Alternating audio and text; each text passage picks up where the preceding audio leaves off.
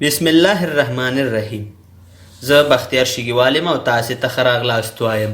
هیله ده چې ټول به روغ جوړ یې. نن د یوې نوې موضوع سره راغلی یم چې عبارت دی د وینډوز 11 نه. وینډوز 11 چې د وینډوز 10 پسې راغله، زبردسته او نوې او ښایسته وینډوز ده چې ډېر ښایسته انټرفیس لري. راځم او په دې باندې چې دی زه تاسې ته معلومات در کومه او د دې مکمل ویډیو به چې دی سټپ بای سټپ له خیره سره وروسته چې دی موږ په دې باندې کار کوو. اوس چې دی موږ صرف وینډوز انسټال کړی ده او موږ په دې کې چې دی معلومات ترلاسه کړي چې په دې کې څه نوي دي د وینډوز 10 سره د دې فرق څه دی. په دې کې چې دی موږ سره د دې انټرفیس چې دی ډېر لوکس دی، ډېر ښایسته دی په نسبت د وینډوز 10. اوله فرق خو دا دی چې موږ سره په دې ځای کې چې دی سټارټ مینو چې دا موږ سره په دې سنټر کې راتلی شي، په سنټر کې ده. او مخکې چې وه موږ سره به په دې ځای کې په دې لیفټ طرف کې چې ده دې قونج کې به موږ سره سټارټ مینو وه.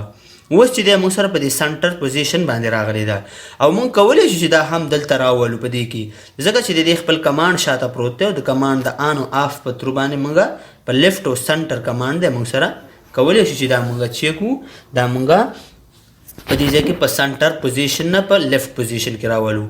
او بیا چې دی زه کله کلیک وکړم په دې ډیس پی سي باندې، دلته چې دی موږ سره یو ډېر ښایسته انټرفیس راځي چې مخکې چې دی موږ سره په وینډوز 10 کې چې دی دا ډیزاین موږ سره په وینډوز 10 کې نه و او دا ډیزاین چې دی موږ سره په دې وینډوز کې چې دی راغلی دی. زه غواړم چې دا سنټر لیفټ ته وځم، نو تاسو چې دی په دې ټاسک بار باندې به چې دی رایټ کلیک وکئ، بیا به راشئ ټاسک بار سیټینګ ته او د هغې نه وروسته چې دی موږ سره په دې ځای کې لیکلي دي ټاسک بار الایمنټ.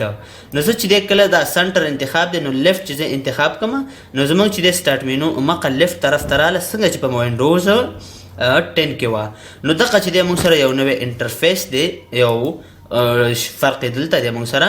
بل فرق دلته دا دی چې موږ کله راشو د دې ځای نه دلته چې دی موږ رایټ کلیک کو دې ځای کې رایټ کلیک، دلته چې زه کله راشم او په دې سټور ډاون باندې دلته زه رایټ کلیک کوم، نه کوم صرف دلته کلیک وکړم نو دلته چې دی موږ سره دلته دا کمانډ راځي وایي دا وینډو چې دا ته کوم طرف ته غواړي.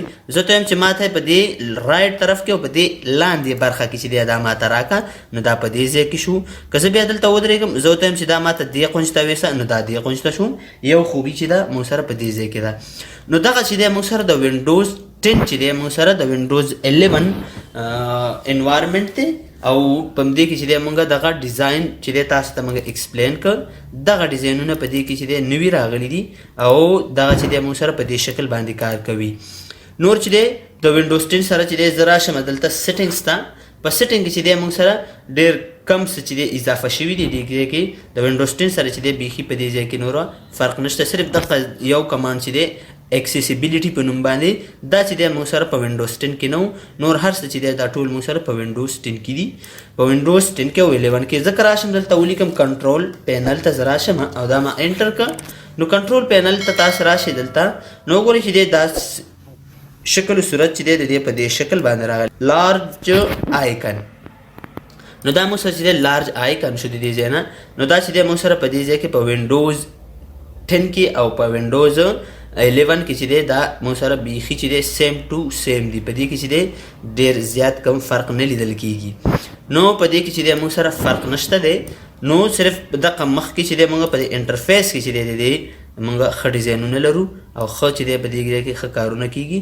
نو ولې لږه نوې ده نسبت د هغې نه چې ده نوې ده، ډېره ښایسته ده، نرمه وینډوز ده او دا چې دی موږ د وخت سره به اپډیټ چې دی موږ سره نور اپډیټ ورژنونه راځي دي او دا به د هغې نه وروسته چې دی موږ د دې آیسو فایل د انټرنیټ نه اخلو یا به پیسو یا فری او د هغې نه وروسته چې دی دا به موږ څه کوو، دا به موږ انسټالوو په کمپیوټر کې او مخکې به ځو.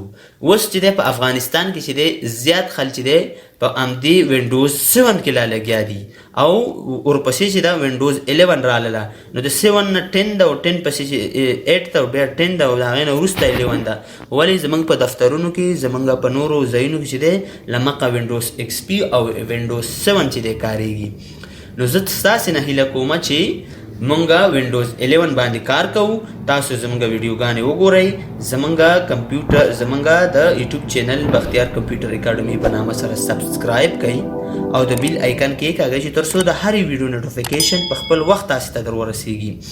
او د هغې نه وروسته چې دی مونږ به په کمپیوټر کې د وینډوز 10 په انوایرمنټ باندې او په دې باندې چې دی د وینډوز 11 په انوایرمنټ باندې به بیا خبرې کوو.